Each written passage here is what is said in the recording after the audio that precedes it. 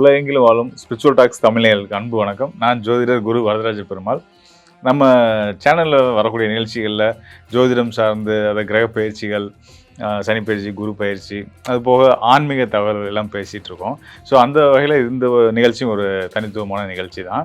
என்ன ஒரு விஷயம் பேச போகிறோம் அப்படின்னு கேட்டிங்க அப்படின்னா எல்லாருமே கேள்விப்பட்டிருப்போம். இந்த மாந்தி அப்படின்ற ஒரு கிரகத்தை எல்லாம் கேள்விப்பட்டிருப்போம். ஸோ அதை பற்றி டீட்டெயிலாக உங்கள்கிட்ட சொல்லலான்றதுக்காக தான். இந்த மாந்தியோட முக்கியத்துவம் ஒரு ஜோதிடராக எங்களுக்கு நல்லா தெரியும். எதனால அப்படின்னு கேட்டிங்கன்னா, எக்ஸாம்பிள் நான் சொல்கிறேன்னே, இப்போ நம்ம தமிழ்நாடு தவிர்த்து மற்ற மாநிலங்களில், அதாவது கேரளா, ஆந்திரா, நார்த் இந்தியா கூட பார்த்திங்கன்னா, ஜாதகம் கணிக்கும் போதே மாந்தியை குறிப்பிட்டுருவாங்க. ஜாதகத்தில் மாந்தி இந்த இடத்துல இந்த ராசி கட்டத்தில் நிற்குது அப்படின்றத குறிப்பிட்டுருவாங்க. ஆனால் தமிழ்நாட்டில் மட்டும் நம்ம அதை மென்ஷன் பண்ணுறதில்ல. அது தேவைப்படும் பட்சத்தில் தான் நம்ம கணக்கு பண்ணுவோம். ஏன்னு கேட்டிங்கன்னா, அது ஒரு அசுப கிரகம். அதாவது அசுப கிரகங்கள் நிறைய உண்டு. சனி, ராகு, செவ்வாய், சூரியன் எல்லாமே அசுப கிரகங்கள் தான். அதெல்லாம் நம்ம மென்ஷன் பண்ணிடுறோம். பஞ்சபூத கிரகங்களாக அதை நம்ம எடுத்துகிட்டு அதை நம்ம மென்ஷன் பண்ணுறோம். அது மாந்தி கணக்கீடு மட்டும் தனி ஒரு கணக்கீடு. அதை நம்ம ஏன் மென்ஷன் பண்ணாமல் விடுறோம் அப்படின்னு கேட்டிங்கன்னா, அந்த அளவுக்கு அது அசுபத்துவமான கிரகம். அதில் பார்வையிலே நம்ம படக்கூடாது, நம்மளும் படக்கூடாது, அதோட பார்வையில் நம்மளும் படக்கூடாதுன்ற அளவுக்கு நம்ம தமிழ்நாட்டில் அதை மென்ஷன் பண்ணுறது கிடையாது. தேவைப்படும் பட்சத்தில் மட்டும்தான் நம்ம அதை கணக்கிட்டு அது எந்த ராசிக்கு எங்கே நிற்குது, லக்னத்துக்கு எங்கே நிற்குது அப்படின்றது, ஜாதகத்தில் எங்கே இருக்குன்றதை பார்த்து அதுக்கான பலன்களும் தீர்வுகளும் நம்ம போவோம். எதுக்கு தேவைப்படும் மாந்தி எதுக்காக தேவைப்படும் அப்படின்னா, ஒரு ஜாதகருக்கு செய்வினை கோளாறு, அதாவது ஏவல், பில்லி, சூனியம், இது மாதிரியான மாந்திரீகம் சம்மந்தப்பட்ட விஷயங்கள்னால ஒருத்தரை பாதிக்கப்பட்டிருக்காரா அப்படின்றத ஊர்ஜிதப்படுத்துறதுக்கு, அவரோட ஊழ்வினை கர்ம வினைகள் காரணமாக ஒருத்தர் செய்வினை தோஷத்தால் பாதிக்கப்படக்கூடிய அமைப்பு இருக்கா அப்படின்றதெல்லாம் நம்ம தெரிஞ்சுக்கணும். அப்படின்னா கண்டிப்பான முறையில் மாந்தியை நம்ம எங்கே இருக்குதுன்னு தெரியணும். அதை வச்சு தான் நம்ம ஒரு ஜாதகர் மாந்தி, அதாவது செய்வினை கோளாறால் பாதிக்கப்பட்டிருக்காரு, படலை அப்படின்ற ஒரு முடிவுக்கே வர முடியும். ஸோ அந்த அளவுக்கு நமக்கு அப்பாற்பட்ட விஷயங்கள், அமானுஷமான விஷயங்கள், இந்த மாந்திரிகம், இந்த செய்வினை கோளாறுகள், ஏவல், பில்லி, சூனியம், இது மாதிரியான விஷயங்கள் எல்லாம் ஒரு ஜாதகர் ஆட்படுறதுக்கு ஒரு முக்கியமான காரணமாக இருக்கக்கூடிய ஒரு கிரகம் தான் மாந்தி. ஸோ அந்த அளவுக்கு முக்கியத்துவமான ஒரு மாந்தி ஒவ்வொரு ராசிக்காரர்களுக்கும் எந்தெந்த நிலையில் இருந்தால் என்னென்ன பலன்களை கொடுக்கும் அப்படின்றத பார்க்க போகிறோம். கண்டிப்பாக அது நம்ம பிறக்கிற நாளை பொறுத்து, நேரத்தை பொறுத்து, அது நம்மளுடைய ராசி மண்டலத்தில் ஒரு ராசியில் கண்டிப்பாக இருந்திருக்கும். ஸோ அது அந்த ராசியில் இருந்தால் நமக்கு யோகமாக பாவமா அப்படின்றத பார்க்க போகிறோம். அதை 12 ராசிகளுக்கும், மேஷ ராசி முதல் மீன ராசி வரையான 12 ராசிக்காரர்களுக்கும் ஒவ்வொரு ராசிக்கும் எந்த நிலையில் இருந்தால் என்ன பலன்கள் கொடுக்கும் அப்படின்றத நம்ம கூடுதலாக பார்க்க போகிறோம். மாந்தி ஒரு குறிப்பிட்ட இடங்களில் இருந்தால் யோகத்தையுமே கூட செய்யும், அதில் சந்தேகம் இல்லை. சில இடங்களில் இருந்தால் மட்டும்தான் கடுமையான பாதகங்களை செய்யும், பாவத்தை செய்யும். சில கிரக சேர்க்கைகள், அதாவது ருணரோக சத்துருஸ்தானம் சொல்லக்கூடிய 6ஆம் இடம், அப்புறம் பாதகாதிபதியான கிரகம், இதோடலாம் தொடர்பு மாந்திக்கு வரும்போது நிச்சயமான முறையில் அந்த ஜாதகர்களுக்கு பாதிப்புகள் ஏற்படும். அதற்கான நிவர்த்தி முறைகளும் இருக்குது. நம்ம அதை பற்றி நம்ம தெளிவாக பார்ப்போம். தொடர்ந்து காணொலியை பாருங்கள். 12 ராசிக்காரர்களுக்குமான மாந்தி நின்ற பலன்கள் நம்ம பார்க்க போகிறோம். நிச்சயம் உங்களுக்கு பயனுள்ளதாக இருக்கும்.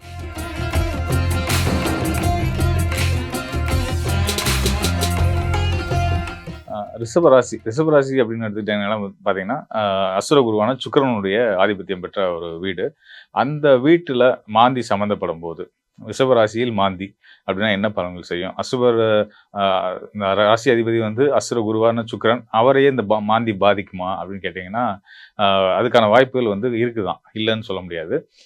அசுர குருவாக இருந்தாலும் கூட அவருக்கும் அந்த ராசி அதிபதிக்குமே பாதிப்புகள் எந்த விதத்தில் ஏற்படுத்தும் அப்படின்னு கேட்டிங்கன்னா, கெட்ட நபர்களோட சாகவாசத்தை கொடுத்து, எதிர்மறை சிந்தனைகள் உள்ளவங்களுடைய பழக்க வழக்கங்களை கொடுத்து, அது மூலம் தப்பான வழியில் அவங்களை கொண்டு போய் வீண் வம்பு வழக்குகளில் உங்களை சிக்க வச்சு சட்ட வழக்குகளை சந்திக்க வைக்க வேண்டிய சூழ்நிலையை இந்த ரிஷபராசியில் மாந்தி இருக்கும் பட்சத்தில் ரிஷபராசிக்காரர்கள் இந்த மாதிரியான சூழ்நிலையை சந்திக்க வேண்டியிருக்கும்.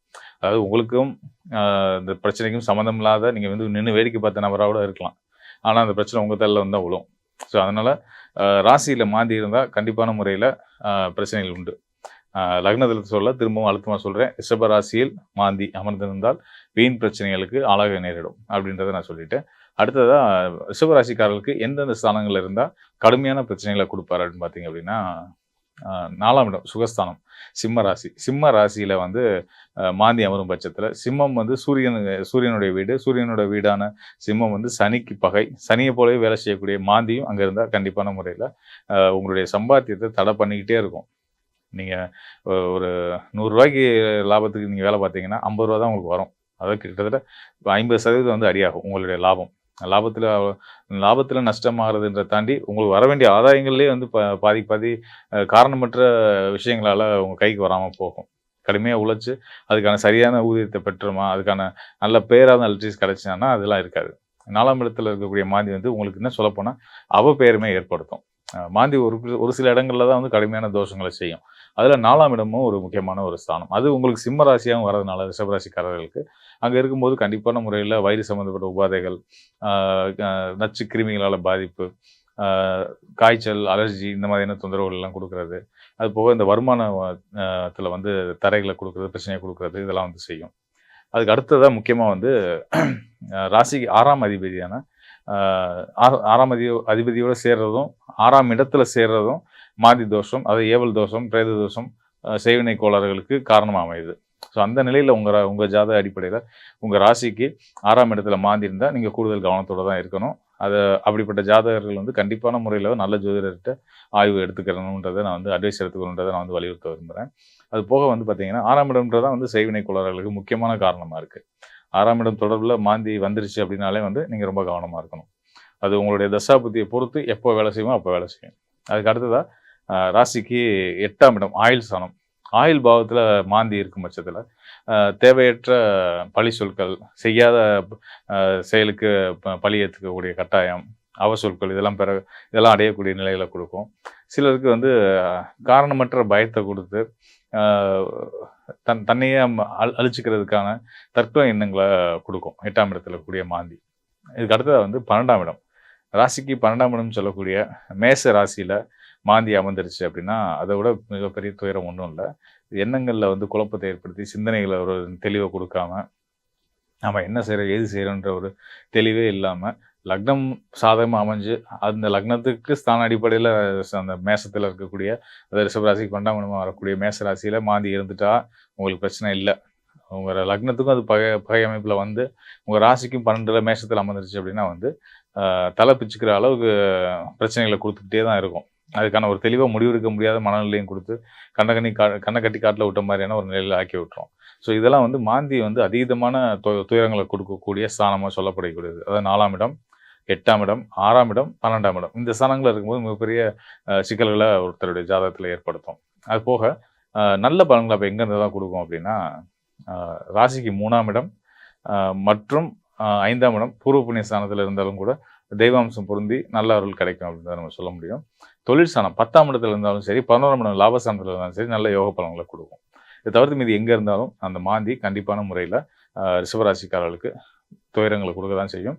அதுக்கான தெளிவை நீங்கள் எடுத்துக்கணும். சரியாகவே உங்களுக்கு இது வந்து நமக்கு பிரச்சனைக்குரிய அமைப்பில் மாந்தி இருக்கா இல்லை யோக நிலையில் இருக்கா அப்படின்னு தெரிஞ்சுக்கிறதுக்கு முழு ஜாதகத்தோடு நீங்கள் வந்து ஒரு கன்சல்டேஷன் எடுத்துக்கிறது நல்லதுன்றதை வலியுறுத்திக்கிறேன்.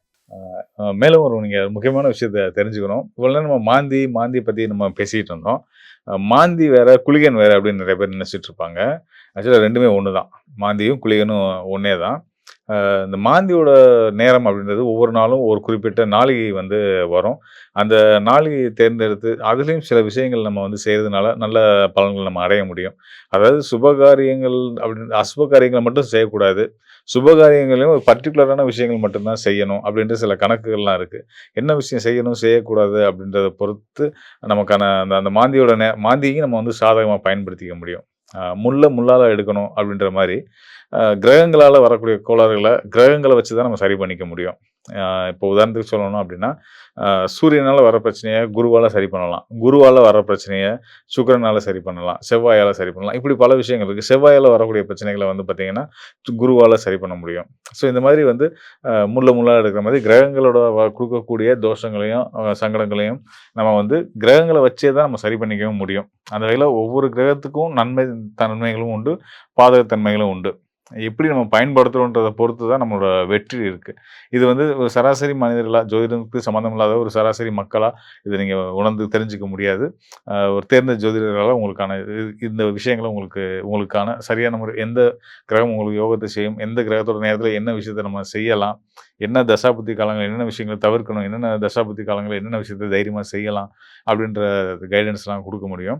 இதில பர்ட்டிகுலரா இந்த மாந்தி நம்ம ஏற்கனவே சொன்ன மாரி வந்து பார்த்தீங்கன்னா, மாந்தி, குளிகன் இதில வந்து அசுப காரியங்கள், அதாவது நம்ம ஜாதகம் வெளிப்படையா பார்க்கும்போது நல்லா இருக்கு. இதுல எதுவும் தொந்தரவு இல்ல. அப்படின்ற மாரி இருக்க நேரத்திலயும் நமக்கு ஏதாவது பாதிப்பு, அதாவது உடல் ரீதியான பாதிப்பா இருக்கலாம், கடன் தொழில் சார்ந்த பாதிப்புகளா இருக்கலாம், கடன் சார்ந்த பாதிப்புகளா இருக்கலாம், உறவு ரீதியான பிரச்சனைகளா இருக்கலாம். நல்லா ஜாதகம் நல்லா இருந்து இந்த மாரி பிரச்சனைகள் இருக்கு அப்படின்னு வரும்போது தான், அடுத்த கட்டமா தான் வந்து நம்ம வந்து மாந்திய செக் பண்ணி பார்க்க போறோம். ஸோ பார்க்கும்போது அது கண்டிப்பா அதுதான் ஒரு காரணமா இருக்குன்றத நம்ம வந்து கண்ண மூடிட்டு சொல்ல முடியும். எல்லாமே ஜாதக நிலையில பொதுவான ஜாதகத்தில நல்லா இருக்கு அப்படின்னா, மாந்திய கணக்கிட்டு பார்த்து தான் உங்க பிரச்சனைக்கான தீர்வு அங்க தான் எடுக்க முடியும்.